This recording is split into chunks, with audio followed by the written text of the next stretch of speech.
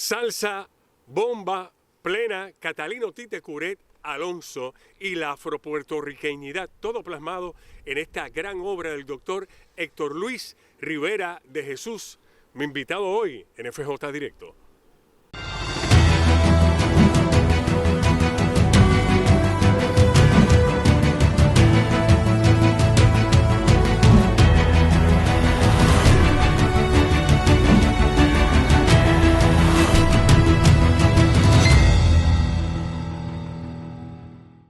Saludos, ¿qué tal? Soy Frankie Jay a través de FJ Directo. Tengo el gusto de tener conmigo a el doctor Héctor Luis Rivera de Jesús, aunque a él le gusta que le digan Tito. ¿Cómo está, doctor? Saludos. Saludos. Gracias por la oportunidad. Contento, nervioso. Y si oye, uno el que está por ahí sonando son los músculos y los huesos que están temblando. Es un privilegio para mí. De más está decir que este libro ha sido como una lección, un viaje. Pero para mí es importante conversar, que la gente sepa la importancia de este trabajo. Y la primera pregunta es, ¿por qué la pertinencia de traer y resaltar la obra de don Tite Curet Alonso? Mira, hay razones personales y hay razones académicas. Las personales es porque yo vengo de una familia, en buen español puertorriqueño, bien cocola. Nacidos y criados en el sector Playita en Villa Palmera, en Santurce. Y pues aunque quienes nacen y se crían allí son mis abuelos, yo nazco en Playita, mi papá y mis tíos, yo nazco en Villa Palmera y me voy muy temprano, emigro a Carolina, otro pueblo muy salsero. Pues la música de don Tite Curet Alonso para mí, aunque no sonaba en radio, porque yo soy de esa generación que nace, aunque la gente no me crea, yo nazco en 1980 y soy de esa generación que no escucho constantemente a Tite Curet en la radio popular puertorriqueña, pues por los problemas legales que había. Pero para mí don Tite era alguien conocido porque en mi familia la música de don Tite nunca dejó de existir en las reuniones familiares. ¿Qué pasa? Cuando yo llego ya a nivel universitario, mi papá muere hace 25 años, cuando yo apenas tenía 18, 19 años. Y entre las cosas que mi papá me habló ya cuando estaba, ¿verdad?, agonizando, me dijo, mira, nunca dejes de estudiar hasta que logres tu cometido de terminar, porque te envuelves en el proceso, empiezas a trabajar, te ganas un poquito de dinero y piensas que ya con eso eres feliz y puedes mantener una familia. Esa no era la realidad. Y entonces pues hay unas razones personales de cumplir con esa conversación casi en el lecho de muerte de mi padre, pero a la misma vez también hay una necesidad académica. Si yo me involucro en un proceso académico de un doctorado, pues yo necesito hacer un trabajo de investigación y los profesores siempre hacían hincapié, estudia algo, investiga algo que te guste.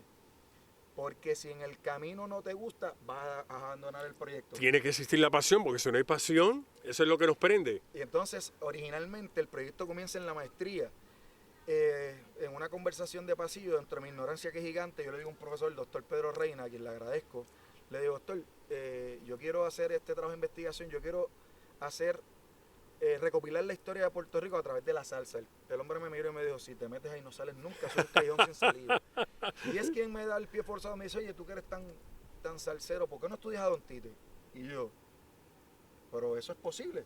Me dice, claro, a nivel académico lo puedes hacer, porque en mi imaginario no era posible, porque la historia era fechas, nombres de personas ilustres, eso. Entonces, cuando él me dio ese pie forzado, fue como una epifanía, diría yo. Y es como que, si se puede, pues vamos a meterle. Entonces, hice mi tesis de maestría sobre parte de la obra de don Tite Curet Alonso. Y en el doctorado, pues, retomé el tema de don Tite, pero desde otra perspectiva. En la maestría trabajé más bien la cuestión de cómo las religiones afro se ven a través de algunas de las canciones de don Tite. En el doctorado hice la investigación a través de la justicia, cómo representa la justicia social y los afrodescendientes en las composiciones del género salsa. Es bien interesante todo lo que estamos hablando, porque yo creo que en Tite se conjugan tantas cosas, esa denuncia que él hace para que se destaque y se respete y que nosotros entendamos que tenemos raíces africanas, que es parte de nuestra historia, pero en algún momento, obviamente, como bien usted plasma o tú plasmas en el libro, los europeos primero, los americanos después han ido cambiando la historia e inclusive lo vemos hoy día. Te voy a contar mi experiencia rápido para retomar el tema de Tite. Una de mis obras que más me gusta es Isla Serrera.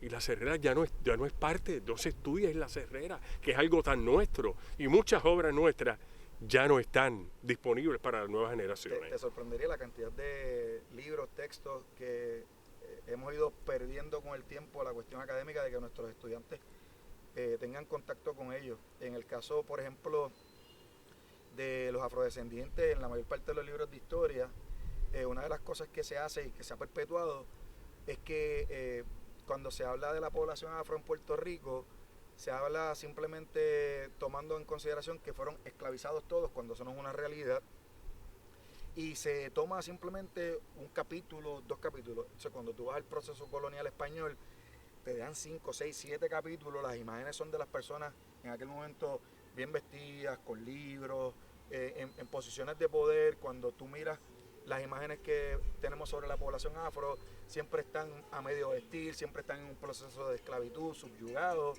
Entonces, obviamente eso psicológicamente trabaja. Claro. Nadie quiere identificarse con el que está en la Claro. parte más abajo de la pirámide. Entonces, pues es un poco ese ejercicio que yo tengo que hacerlo a través de la lectura, pero que Don Tite lo hizo con su vida misma.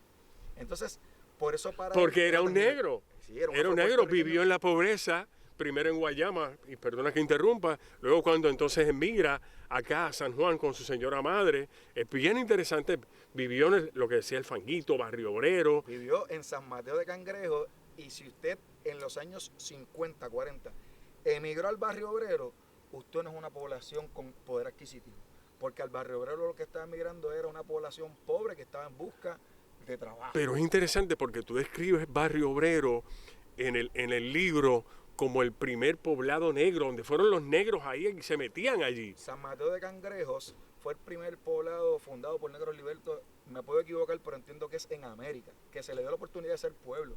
Lo que pasa es que, obviamente, al ser un poblado negro de población afrodescendiente, muchos de ellos libertos que tenían la capacidad de tener sus propios bailes, versus lo que estaba pasando con la población esclavizada, a quien se le limitaba ese tipo de práctica. Ujú. Igual que la religión. Sí, esos negros libertos que se encontraban en el San Mateo de Cangrejo lograron hacer un bastión donde están defendiendo sus raíces, llámense religiosas, llámense Musicales. Entonces, pues por eso San Mateo de Cangrejo, lo que hoy día mucha gente conoce como Santurce, se ha convertido históricamente en un lugar donde hay mucha música, mucha actividad musical, pero también esa actividad musical ha salido fuera de Puerto Rico. El mejor ejemplo, el Gran Combo de Puerto Rico. En el momento que tú y yo estamos hablando aquí, el Gran Combo está en una gira en Australia. Ujú. Y aunque Itiel no es cangrejero de nacimiento, Itiel se codió con los cangrejeros, llámense Cortijo, llámense Ismael Rivera. Don Tite no es un cangrejero de nacimiento, pero es un cangrejero por adopción. Es tan interesante lo que ocurre en el momento que está Tite, Cortijo, Ismael Rivera, cuando todo esto está pasando, porque yo en un momento dije, déjame analizar lo que ha hecho Cortijo, y yo entrevisté a el profesor Irán Guadalupe sobre los íconos de la salsa y cometí el error de hablarle desde la pasión. Okay. Y ha pasado un año y medio y él me dio una bofetada tan elegante. Él me dijo, me parece que, yo le dije, no, los más grandes, Frankie Ruiz y Héctor Lavoe. Le hablé con la pasión. Claro. Pero entonces el profesor, tal como usted me dice, como tú me dice, me parece que deberías incluir de una forma tan... Lo que pasa es que también tiene que ver mucho con las cuestiones de los gustos. Mira, te voy a dar un ejemplo, y muchas veces cuando traigo este ejemplo a colación, la gente me mira como abre los ojos, pero hay que ser sincero. Cuando yo empiezo a escuchar salsa, yo empiezo en mi adolescencia temprana, y pues uno va adquiriendo los gustos de quienes son sus referencias. En mi caso era mi papá, y mi papá era bien fanático de Héctor Lavoe, pero full fanático de Héctor Lavoe. Entonces, pues en mi casa Cheo Feliciano no era un referente constante, porque a mi papá, por las razones que sean, cosas que no sé, mi papá murió hace más de 25 años, pues nunca pude tener esa conversación. Y al principio, cuando empezó a estudiar a Don Tite, pues yo no soy fanático de Cheo Feliciano, mis disculpas, gente, no lo era, ya lo soy, suave, no me traten no me caigan arriba. Entonces, cuando empiezo a estudiarlo, se lo comento a uno de mis tíos. Mi papá era el mayor de 6 hermanos varones que nacieron en el sector Playita en Villa Palmera, y se lo comento a uno de mis tíos. Y mi tío me miró y yo le digo, no, chicos, yo no soy fanático de Cheo. Y me miró y me dio una palmadita en la espalda y me dice, si vas a estudiar a Don Tite y no vas a estudiar a Cheo Feliciano, tú tienes un gran problema. Y tenía razón, porque Cheo Feliciano es quien más le graba a Don Tite. Y gracias a ese consejo y a obligarme a mirar más allá de lo que era el gusto mío musical. Hoy día soy fanático de Cheo y le debo a Cheo en gran medida lo que está plasmado en el libro, porque gran parte de lo que canta Cheo lo toco en el libro. Yo estoy contigo, pero cuando me pongo a repasar lo que hizo Cortijo, Ismael Rivera, estos tipos fueron contra la corriente y de frente. Fueron los primeros negros en tocar en bailes de blanco. No tan solo eso, que es que fueron en contra de la corriente, llevando ritmos puertorriqueños de origen afro, que no era la norma. Y esos tipos, en buen español puertorriqueño, se quedaron con el canto. Bueno, mira, sí, y usted me corrige, Tito, tú me corriges, porque Cortijo, Lito Peña tenía atrás la percusión, pero entonces Cortijo dijo, no. Vamos para el frente. La puso al frente, mira, o sea, oye el desafío que está haciendo Cortijo contra todo pronóstico, contra todo el mundo, desafiando lo que estaba pasando. Y eso hoy día puede tomarse muy liviano porque nosotros, los seres humanos, tendemos a hacer los análisis de la historia desde el conocimiento que tenemos hoy día. Por eso es importante esta conversación. O sea, si yo voy a evaluar la grandeza de Rafael Cortijo, pensando desde el 2025, el error lo tengo yo. Exactamente. Entonces, ¿qué pasa? Están tocando ritmos de bomba, ritmos de plena. Sí hay algunos críticos que dicen, sí, pero es que no eran todos los instrumentos de la bomba, ellos fusionaron. Pues sí, hubo una fusión, pero no hay manera de descartar la grandeza de Rafael Cortijo. O sea, Rafael Cortijo no era un músico académico, con eso quiero decir, no quiero menospreciar. Ni Ismael tampoco lo era. Decir que ellos no fueron a la escuela a estudiar, que eran innatos, que eso tiene más valor todavía. O sea, están en un San Mateo de Cangrejo donde era casi obligatorio aprender a tocar percusión, cantar, y estos tipos se fueron por encima de la norma. La orquesta de Lito Peña, la Panamericana, era, si no la orquesta más emblemática de Puerto Rico, una de ellas. Ismael Rivera, el primer número que graba, que es una plena que se llama El Charlatán, la graba con Lito Peña, pero termina yéndose de nuevo con Cortijo porque era la gente que, si lo podemos poner en palabras simples, eran los que tienen el sabor. O sea, hablaste de la percusión, pero también las coreografías. O sea, eso es bien típico de las músicas afro. Y desde la madre patria África, los grupos tocan, pero también hay gente bailando. Y eso no era algo que se veía usualmente en las agrupaciones en Puerto Rico. Y eso también lo hicieron Ismael Rivera y Cortijo. Que nos llega por esa vena, por eso que tenemos en el ADN africano. Sí, señor. Pero déjame decirte algo. Cuando yo repaso la pasión, mi gusto, tengo que poner a Cortijo con Ismael Rivera, óyete esto, en la primera posición, y Frankie, que estaba primero, lo bajo al 5º lugar.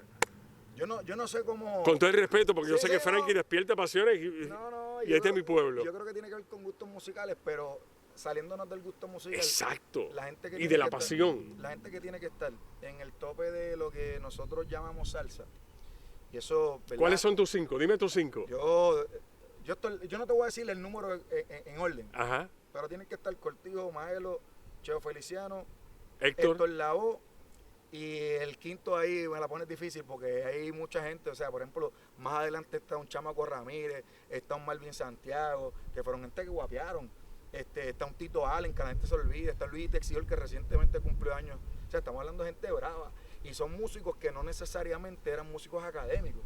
En el caso, por ejemplo, de Maelo tuvo la virtud de que fue el primero que se atrevió a hacer lo que se le conoce como pisar el coro, que es que antes se respetaba mucho la estructura. Entonces, cuando venía el coro, el cantante principal se callaba y esperaba para tirar el soneo. Ismael se olvidó de eso. Ismael estaba el coro, y si tú oyes los números de Ismael, él está por encima o por lejos del coro. Y en muchas ocasiones está haciendo sonidos onomatopéicos que son en realidad sonidos percusivos aludiendo al ritmo que se está sonando. En el caso, por ejemplo, de Cheo Feliciano, la capacidad que tenía Cheo Feliciano para improvisar, para cantar bolero, para cantar son, para cantar bugalú, el tipo todo lo hacía bien. El timbre de voz era exquisito. Espectacular. Esas son gente que tú no puedes sacar. En el caso de Cortijo, yo a Cortijo no lo estudio tanto en el libro porque Cortijo no era cantante. No porque Cortijo no se merezca un estudio. Cortijo, para muchos, incluyendo Don Tite, en un libro que Don Tite escribió que se llama La vida misma, habla de que Rafael Cortijo era un genio. ¿Por qué? Oye, el tipo logró fusionar la bomba, la plena, bregó con el jazz, tuvo que aguantar todos los discrímenes habidos y por haber porque el tipo no era académico, no era blanco, no era de dinero. Y se posiciona de manera tal que logra llegar a la ciudad de Nueva York y allí compartir tarima con tipos como Tito Rodríguez, Tito Los Puente, Palmieri. Machito, Los Palmieri. Eso no es la norma. O sea, estamos hablando de un grupo de afropuertorriqueños tocando bomba, tocando plena en Nueva York, llenando coliseos. O sea, hoy día, yo te lo digo, se me paran los pelos. Hoy día eso no es, o sea, es inimaginable. Pero ¿sabes por qué también coloco a Ismael Rivera y a Cortijo en primer lugar? Porque en el caso de Héctor, sin restarle mérito a Héctor, tuvo también la oportunidad de contar con un grupo como La Fania, igual que Cheo. Sí, Pero entonces Ismael y Cortijo no, esos salieron solitos claro, es a pulmón. a pulmón power. Pero Ahí. igual entonces es un estudio que yo creo que se debe hacer. Yo soy de los que piensan, no tengo la información, esto es una hipótesis y si alguien se roba la idea, deme crédito por lo menos. Yo pienso que quien empezó a insertar toda la cuestión de la música jíbara puertorriqueña en Fania es Héctor Lavoe. En mi imaginario, en mi hipótesis, en mi idea, porque por ejemplo, antes de que Joe Motoro cogiera un 4 y saliera en los asaltos navideños, el instrumento predilecto de las cuerdas era el 3 cubano. Y en asalto navideño, alguien, no sé quién fue, no sé si fue Isis Sanabria, Willy Colón, Héctor Lavoe, el mismo Joe Motoro, alguien dijo, si es música puertorriqueña, tiene que ser un 4 puertorriqueño. Son cosas que todavía se deben investigar. Y para mí, yo creo que Héctor Lavoe tiene mucho que ver en eso, porque Héctor Lavoe era fanático de Chubito y de Ramito. Bueno, hasta los imitaba. Esa era parte de la grandeza de Héctor, que tenía también hasta esa vena de comediante. Y otra cosa que yo creo que también hay que darle crédito a Héctor Lavoe es que provocó que esas generaciones de lo que nosotros llamamos New Yorkers, que no hablaban español, que veían la música de sus papás como música vieja, yo creo que Héctor Lavoe en gran medida es uno de los que hace que la gente diga, ahora esta música también es de nosotros, esta música también es de los jóvenes de los 60, de los 70. Y nos apartamos del tema, que era Don Tite Curel Alonso, por eso es lo interesante de esta conversación. Ahora, retomando a Tite, una de las cosas que explicas muy bien en este libro era una de mis grandes preocupaciones y preguntas, ¿cómo es posible que Tite escribiera tan perfectamente para alguien? Y yo siempre oía eso de que era un sastre. La mamá de Tite era costurera. Sí. Y tú le explicas también en el libro, porque obviamente fue periodista, fue cronista deportivo, su papá fue maestro, o sea que en Tite se conjugan una serie de cosas que lo llevan a lograr también, que lo explicas en este libro, por eso es que tienen que leerlo, comprarlo y leerlo. Oiga, componer por sistema, yo no sabía lo que era eso, yo pensaba que toda la vida el compositor, me llegó una musa del cielo, me siento y escribo, y Tite, ahí es que tú me explicas entonces qué es escribir o componer por sistema. Hay gente que sí puede operar por la musa, o sea, hay gente que la musa le puede llegar rápido y de maneras distintas. Yo creo un poco que es como la gente que se dedica a la literatura, que son profesionales, que tienen que obligarse a escribir, claro. Cuando yo oigo la primera vez de que escribe por sistema, yo también dije, ¿y qué es eso de escribir por sistema? Escuchen. Y él mismo lo explica, Don Tito, en videos que aparecen en YouTube, él le explica que él veía una situación y él se obligaba a reaccionar y a escribir. Claro, también en gran medida entran ahí sus estudios periodísticos, porque la vena periodística es la que lo hace a él identificar la situación. Por ejemplo, Plantación Adentro, cámara. Y entonces, en el caso de Plantación Adentro, a mí me parece genial que no lo canta ningún puertorriqueño, lo canta un panameño. Rubén Blades. Entonces, ¿qué pasa? Si tú observas esa canción, Rubén es capaz de darle una vida propia que no se la puede dar un puertorriqueño, porque nosotros no hemos convivido ni coexistido con poblaciones nativoamericanas que todavía viven en desigualdad. Rubén a lo mejor no en Panamá, pero a lo mejor en Colombia lo pudo haber observado. Por ejemplo, Andy en Puerto Rico no iba a observar eso. Andy tiene todos los quilates del mundo vocales para cantarlo. Andy es otro ícono de la música popular puertorriqueña. Pero la vida que le da Rubén es otra cosa. O sea, cuando empieza a decir el indio en la América Latina, eso es algo que los puertorriqueños nunca hemos vivido. Juanito Alimaña. Juanito Alimaña, que La Gran Tirana. Oye, es el primer número. para que veas que me leí el libro, Qué bueno. que no era, la Gran Tirana era el tirano, era una canción escrita para Roberto Ledesma, el bolerista entonces cubano. De eso también, eso es otra cosa que es inexplicable. Juan Albañil. Sí, Juan Albañil, hay un cuento que me hizo el maestro Lector Ness sobre Juan Albañil que Ismael Rivera le decía a Tite, chico, ese número era para mí, yo fui el que fui albañil, no, Cheo. Ese es el cuento, que Tite le decía, chico, Cheo, tranquilo, te dan a Cajona y te doy otros números. Pero si tú observas todas esas canciones, son canciones de la cotidianidad. Claro. Una de las cosas que a mí me vuelan la cabeza es que estamos hablando de discos de Fania. No estamos hablando de discos del Instituto de Cultura. No estamos hablando de discos para llevarle a una población específica. Esto es para masificar una crítica social, una denuncia social. Antes de eso era muy poco lo que se hacía. No es que Tite es el que crea el concepto de la música con crítica social. Ya había otra gente que lo había hecho. Lo que pasa es que Tite es quien comienza a crear una gran obra de eso y comienza a observar quién puede ser él o la cantante que le va a dar vida al número. Me parece que es bien pertinente que nos ubiquemos en tiempo y espacio. ¿Qué está pasando en los 60? Los Beatles allá en Nueva York llevando la voz cantante. Hay un movimiento está la guerra en Vietnam. Este tipo de cosas que están pasando, y había que insertar al puertorriqueño, al hispano que estaba en Nueva York, allí en los 60, buscando un espacio, Que no tenía voz. darse a respetar. Y ahí, al final de los 50, los 60, viene este movimiento hispano con la salsa, pero la salsa, como bien está escrito en el libro, necesitaba un compositor. Claro que valide, porque aunque quizás la salsa como nosotros la vemos hoy día se ha desvinculado de lo que fue en sus orígenes en la cuestión de la crítica social, sí la sigue habiendo, pero ya hoy día con menos características. Originalmente era el vehículo que se utilizó para llamar la atención de que en los barrios latinos de la ciudad de Nueva York las cosas no estaban marchando igual que en Manhattan. Y los latinos querían tener una voz de protesta, algo con que expresar esa incomodidad. Vivían en la pobreza, eran maltratados, eran tratados como minoría, no vivían en los mejores lugares y estaban buscando meterse en el asunto y levantar su voz. Así es, y entonces sí habían unas voces que podían interpretar, pero no habían unas manos que pudieran escribir. Y ahí que surgió la figura de Don Tite. Ya Don Tite era periodista, estaba radicado en la ciudad de Nueva York trabajando para el periódico, para el diario La Prensa, creo que se llama, me puedo equivocar, y era cronista deportivo. El primer número que se graba en 1965, lo graba la orquesta de Joe Quijano. Joe Quijano y su conjunto Cachana, en el LP Volvía a Cataño. En 1965 el tema se llama Efectivamente. ¿Por qué efectivamente? Porque era una palabra que utilizaban mucho los radiodifusores de la ciudad de Nueva York. Pero el tema, por alguna razón, no tiene esa trascendencia no la tuvo. Ahí queda hasta 1968, cuando surge la oportunidad de que la Lupe cante La Gran Tirana.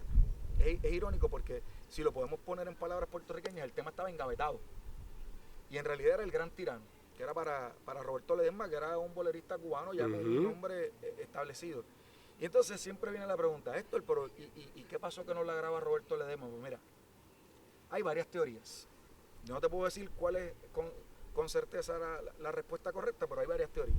Una de ellas es que Don Tite era un compositor poco conocido y pues no iban a grabarla.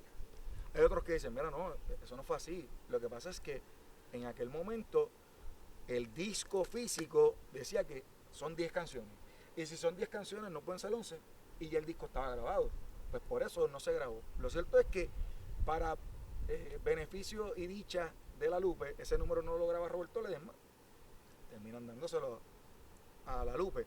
Y uno pensaría, pues mira, eso es fácil porque eso es cambiar la O por la A y demás. Y no, Don Tite explica que él tiene que pasar por un proceso que se conoce como el desdoblamiento de la persona, que es tratar de pensar como el otro, en este caso como una mujer. Como una mujer en la década de los 60, donde se supone que la mujer tiene que ser sumisa, callada, reservada, que tiene que ser sí todo lo que diga el hombre. Entonces, Don Tite lo que hace es que en esa Gran Tirana, todas esas características, entre comillas, que se supone que tuvieran los hombres, se las da la Lupe.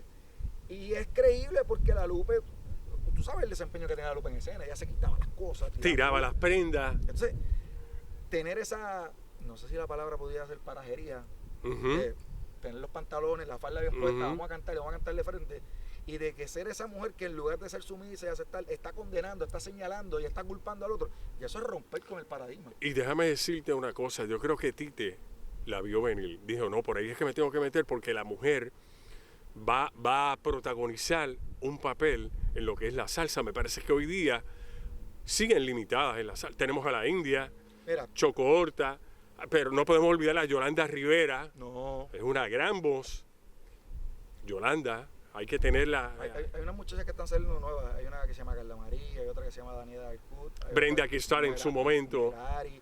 Están surgiendo Ujú. voces femeninas, pero igual es interesante porque muchas de las composiciones en aquel momento ponían a la mujer en un segundo plano, o sometida, o le daban ese cierto espacio, pero de segunda categoría. Si tú miras las composiciones de Don Tite, en ningún momento él está subordinando a la mujer. En ningún momento, incluso en las ocasiones como cuando le compone a Vitín Aviles que le pone Temes, que la canción al final tiene un desenlace que tú no te esperas. La realidad es que él toca el tema con mucho respeto en las palabras que utiliza, pero también con mucho respeto y dignidad hacia la mujer, que no era la norma. Estamos hablando de los 60 y los 70, donde la macharranería era lo que se destilaba, y sobre todo en la salsa, que históricamente ha sido ocupado por hombres, desde los radiodifusores, los músicos, los productores, son hombres. No, estamos hablando masculino ahora mismo.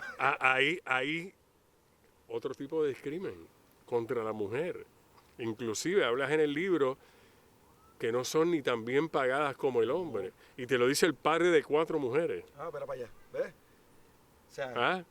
Para que nos ubiquemos en lo que estamos hablando, me parece que ya es tiempo, obviamente, de que la mujer, en términos musicales, sobre todo en salsa, se le empiece a dar ese respeto, ese respaldo. Vamos a hacer una pausa y regresamos, ¿te parece? perfecto. Venimos en breve.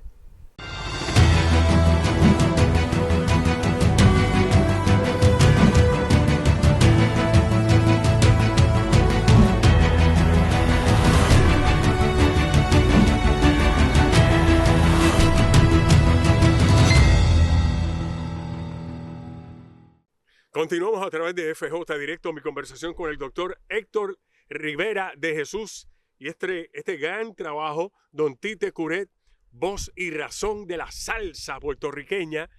Y es bien interesante porque también tienes un podcast, vamos a hablar de eso, cómo te puede seguir la gente. Ahorita hablamos de Juanito Alimaña, Juan Albañil, y ya tú has analizado estos temas también en el podcast. Sí, tenemos un podcast que se llama El Curete Podcast, estamos en YouTube, por favor, ayúdenos a pagar las deudas, suscríbanse al canal, denle a la campanita, Guillermo se lo va a agradecer mucho, compartan el contenido. Aquí la idea es, cuando yo hablo del podcast, hablo de volver a traer a la conversación a Don Tite Curet, porque como hablamos anteriormente, yo soy de esa generación que no escucho a Tite Curet en radio, y entonces yo lo que hago es que trato de hacer unos análisis de lo que hace Don Tite a través de las canciones. Juanito Alimaña, que lo evidente es la Alimaña que vemos que está delinquiendo en las calles, pero hay otras alimañas que visten de chaquetón y corbata. El truquero. Entonces que nos roban, Ajá. más que el dinero, nos roban la educación, la salud y demás. Hablamos del gran tirano y por qué fue el gran tirano y no la gran tirana originalmente. Hablamos, por ejemplo, de estampa marina, que también son otros tipos de obreros que son los pescadores que pasan desapercibidos. Hablamos de temas, por ejemplo, como Temes. Hablamos de la plena, del prestamista. Uno de mis temas favoritos, la cara linda. Ese todavía lo tenemos, mira, Chacho. guardado. Ese número es hoy día el himno de las poblaciones afro a nivel mundial. ¿Tú quieres que te diga algo? Que hablando con Richie Viera de Ismael, me dice que en Colombia hace años se acostumbraba cuando terminaba el baile. ¿Tú sabes cuál era la última canción? La cara linda. Me voy, mi negrita me espera, hasta mañana. Eso es otro palo. Eso es de otra gente, pero es otro palo también. Mira, pero en el podcast lo que tratamos de hacer es precisamente esas canciones que se grabaron por diferentes personas que tienen alguna pertinencia social todavía hoy día, tratamos de desmenuzarla. Y eso, por eso es bien importante, y no pretendemos discutir todo el libro porque sería imposible, pero es bien importante, si eres fanático no tan solo de la salsa, de la bomba, de la plena, de la historia de Puerto Rico, este libro tienes que leerlo. Tienes que leerlo con mente abierta y con la disposición de aprender. Y te invito a que lo compres y sobre todo entables una conversación, porque yo siempre decía cuando yo empecé a hacer este trabajo que no monetizo, ¿qué yo puedo hacer para dejar tal vez un legado? ¿Cómo puedo contribuir? La mejor forma es esta, la conversación. Claro. Tener la oportunidad, tú tienes un podcast, yo tengo mi trabajo, unirnos y conversar sobre la obra de gente como Don Tite Curet Alonso. Sí, que hay mucho más que hacer. Igual, algunas veces a la gente no le gusta que yo lo diga, pero yo no tengo problema. Yo no pretendo que esto sea la palabra divina. O sea, yo pretendo abrir una conversación y que se hagan más trabajo. Y usted puede estar en discrepancia con parte de lo que yo pongo ahí, y siempre y cuando trabajemos desde el respeto y con evidencia y que podamos aportar, dale pues para abajo. ¿Cuánto tiempo te tomó el trabajo de investigación? ¿Cuántas entrevistas se hicieron? Hay varias entrevistas, pero hay 3 que son medulares, que fueron sumamente importantes y que fueron las que me encaminaron. A la doctora Bárbara Abadía Resach, que aunque no conoció a Don Tite, estudia cómo a través de la música se ha representado a la población afropuertorriqueña, y a otras 2 personas que trabajaron directamente con Don Tite, que lo conocieron, y uno de ellos es Andrés Cucho Pérez Camacho, que es radiodifusor en Radio Universidad de Puerto Rico, y es quien tiene el programa de la mañana Alborada, de lunes a viernes. Ahí te di promo, Cucho. Y está Pedro Capitol Clemente, que fue un compañero de muchos trabajos con Don Tite Curet Alonso, y que esa entrevista yo la guardo con un cariño que tú no tienes idea, porque ha surgido como surgió esto, Frankie. Una comunicación de gente que yo no conocía en realidad, y que de buenas a primeras me abrieron un espacio, y yo de verdad vivo bien agradecido, porque yo no soy del ambiente artístico, yo lo que soy es maestro de profesión. Yo hice un doctorado porque tenía un interés personal, había una meta con mi papá, pero también había un interés de tener un título. Y ha sido, estamos en el 2025, pero el 2024 ha sido de mucha bendición. Gente Amén, gloria a Dios. que yo me he topado, de verdad, yo te digo, cosas bien bonitas me han pasado y he tenido el contacto con mucha gente bonita. Y gracias al libro. Yo voy a finalizar, dice, ya al final del libro, sobre la obra, por Dr. Nelson Fred Ramos. Pero hay una parte que a mí me tocó. Dice, el resultado de todo esto, la obra que aquí presentamos, y esta es la línea que me encanta, un libro que debe ser lectura obligatoria para todos los que amamos la música caribeña y específicamente la de origen afro. Usted escuchó bien lo que acabo de citar, que lo dice este libro. Si usted se identifica, este es el libro que debe comprar, debe seguir y debe ser el protagonista de conversaciones, tomando su café o una fría, como usted lo quiera decir, pero definitivamente agradezco, doctor. Y cualquiera de las 2, café o fría, nos pueden invitar. Nos consiguen bajo El Curete en Instagram, Facebook. Estamos en YouTube bajo El Curete Podcast. Los libros los consiguen, si me lo permite, Librería El Candila en Ponce, en la Fundación Nacional para la Cultura Popular en el Viejo San Juan, Librería Laberinto, en Bayamón, Santuario de Libros y Discos, Redmark, Casa Norberto, y conmigo bajo El Curete. Y estén pendientes a las redes sociales porque tenemos varias ponencias y presentaciones del libro a lo largo y ancho de este 100 por 35. Y los que nos quieran invitar a Colombia, Venezuela, Nueva York, estamos más vamos para allá, vamos para allá. Que sí, vamos encima. Y le agradezco, doctor. Y ahí está el cómplice tuyo. No, ese es el maestro, el papaupa de la tecnología, Guillermo Andrés Núñez Salgado. Muy bien, y yo estoy acá con Francisco Jeremías y su hijo, que están en la cámara, son los héroes que están ahí, que tengo que destacar. Mi compañera y esposa, Leticia Vázquez. La jefa, porque si no te busco el sí, lío, que está ahí, siempre me acompaña, es parte de todas las cosas que le decía del libro. Así que es un privilegio para mí. No, agradecidísimo. Te felicito y que sea el principio de muchas conversaciones. Nunca pensé que me iba a sentar con el pana de Rechado y Alicante cuando televisión. Nos vemos en la próxima. Sí, señor, gracias mil. Seguimos. Un abrazo.